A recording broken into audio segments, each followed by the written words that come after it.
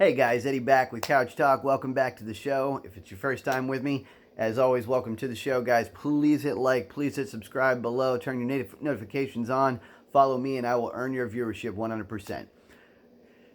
Guys, today I want to talk about equality. I want to talk about what Abraham Lincoln meant when he said that all men are created equal. Because these words have been echoed time and time again throughout our society, and I fear that we have lost the meaning.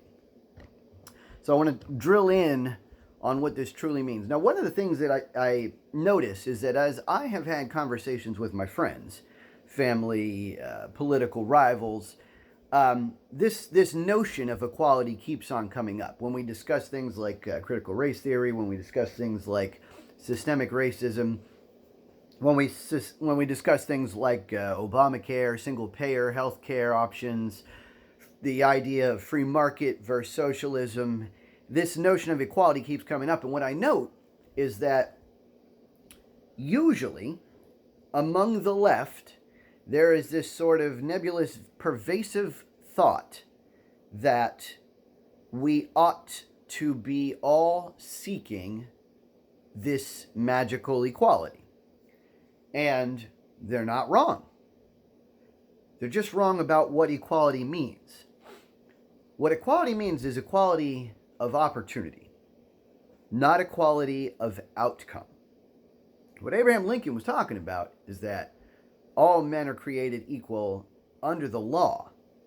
All men are created equal in God's eyes.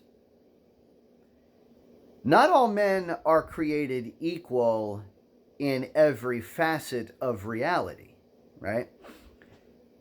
So let's talk about what that means to be equal in every facet of reality. Now, understand this. There are an infinite number of ways that any two people are different.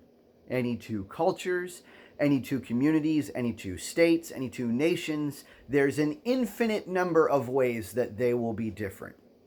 Let's take two people. Among even just two people, there's going to be one person is going to be taller, one person's going to be shorter. One person's going to be heavier, one person's going to be lighter. One person's going to be smarter.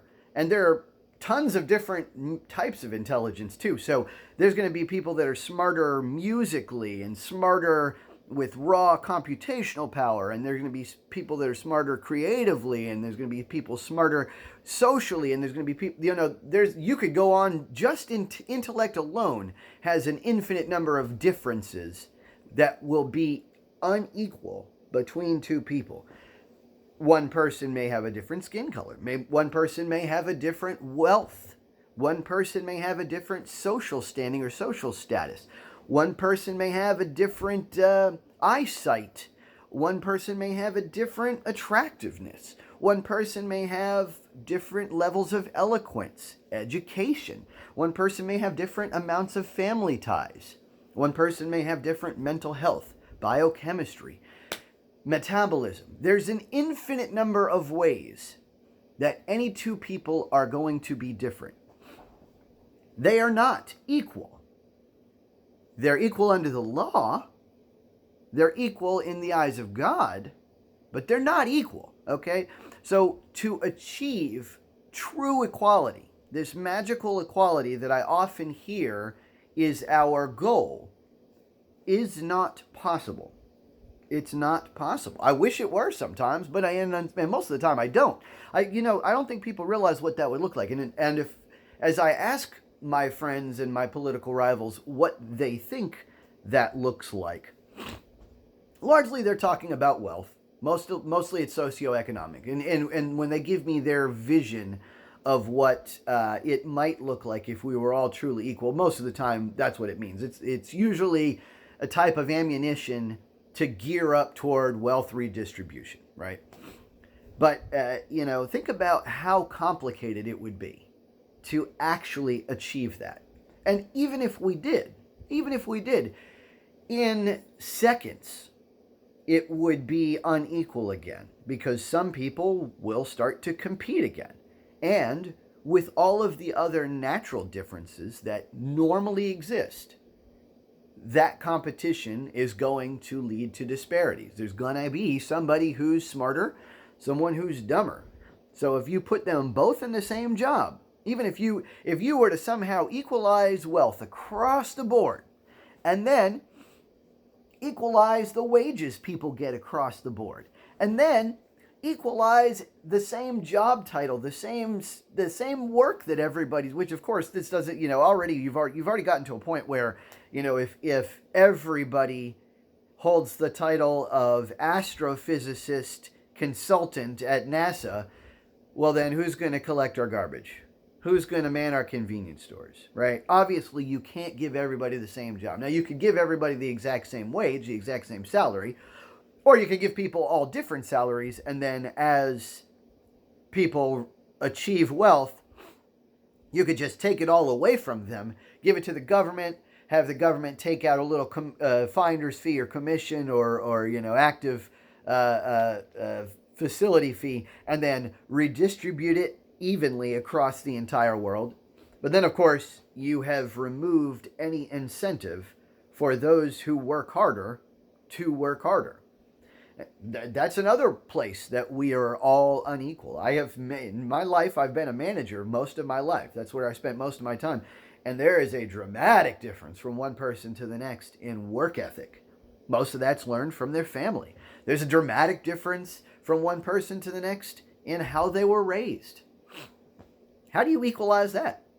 How do you take someone who, was raised very well and tell them to reduce their training given to them by their parents? How do you take someone that was raised poorly and tell them to magically improve the rearing that they received? It's not possible.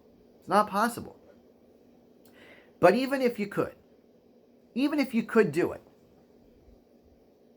somebody somewhere is going to outcompete the others. They're going to figure out a way to change the system so that it works for them. And usually, if the government's got all the control, like if the government's controlling all the wealth distribution, they're the ones that are going to end up with the power.